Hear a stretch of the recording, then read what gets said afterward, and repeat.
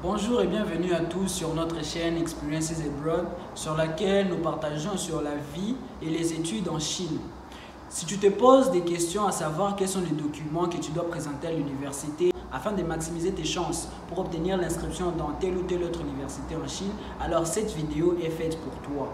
Du coup, je vous invite à suivre la vidéo jusqu'à la fin afin d'être sûr, d'être informé sur tous les documents nécessaires pour postuler dans telle ou telle autre université en Chine.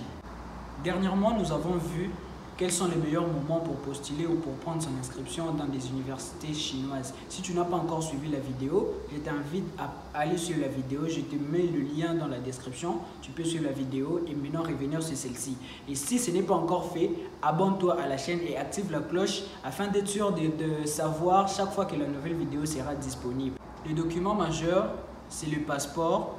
Et ça pour deux raisons.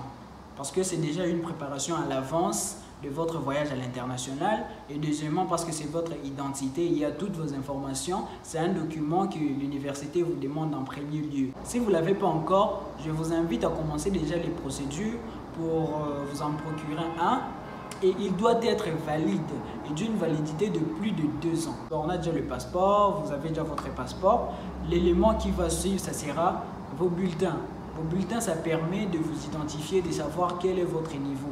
C'est-à-dire, pour ceux qui vont faire le bachelor, vous allez présenter le bulletin de vos 3 dernières années à l'école secondaire ou au lycée.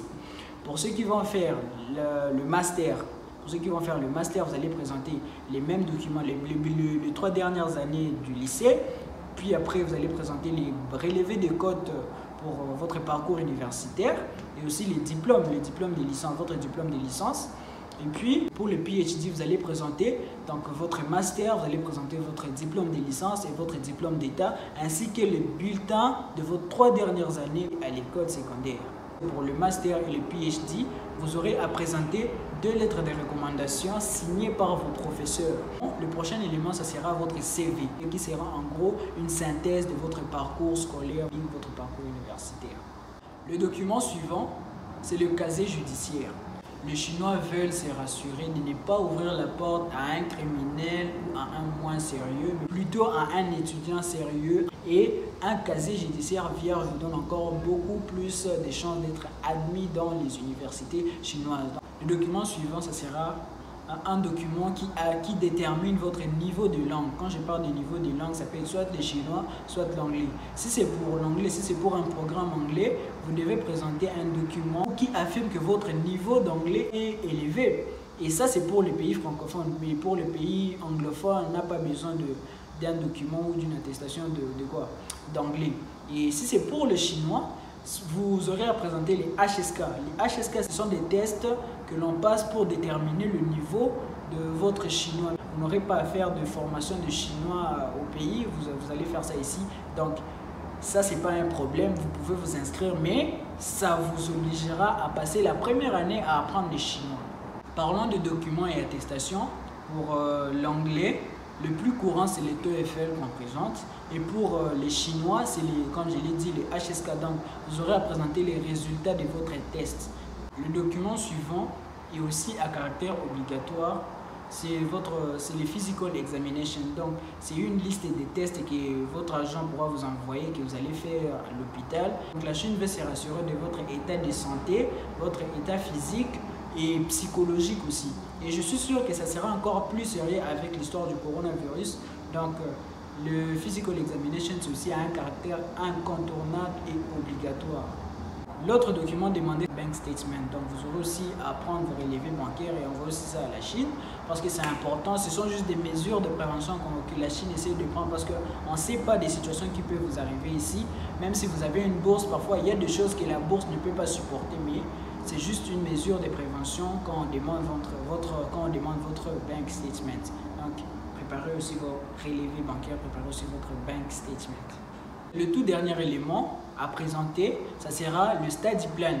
En fait, le study plan, c'est quoi? C'est une lettre où tu présentes tes objectifs, tes ambitions et tes raisons pourquoi tu choisis la Chine. Et heureusement pour vous, nous avons déjà vu quelles sont les 7 bonnes raisons qui peuvent nous pousser à venir faire nos études en Chine. Je vous mets le lien dans la description si vous ne l'avez pas encore suivi.